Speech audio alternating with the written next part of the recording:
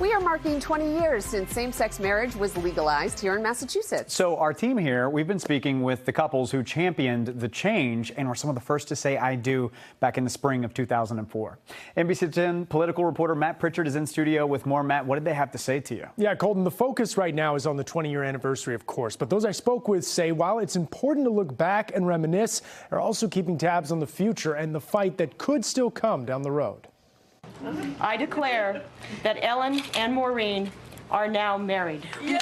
20 years later, we were just waiting day in and day out for a phone call. Really didn't have very high hopes that we would succeed. And the memory is still fresh for Maureen Brodoff and Ellen Wade. It's hard to look back and realize how unlikely it seemed from the outset of the lawsuit. Now they, along with a number of other couples, spearheading a lawsuit that would eventually reach the Supreme Judicial Court and soon be referred to in shorthand as Goodridge. Now the decision greenlit same-sex marriage in the Commonwealth, but it all began with a rejection. We had to go to our local city hall and ask to have a marriage license in order to be refused. Now, 2 years would pass, and even after oral arguments, the court stretched past its self-imposed 130-day deadline. When it came, I happened to be in Reno, Nevada for work, and in a casino where people were going to get married after a night of gambling and drinking if they felt like it. But where I couldn't go with my beloved. So there was a certain irony and joy in being there at that particular moment, even though Ellen was across the country at the time. Even when the decision came out, it was very hard to believe. How quickly are you able to make it to the altar after that? It wouldn't take effect until May 17th of 2004. Session will come to order. It was a time of intense battles in the legislature and on the part of the governor at the time, Mitt Romney, to undo this.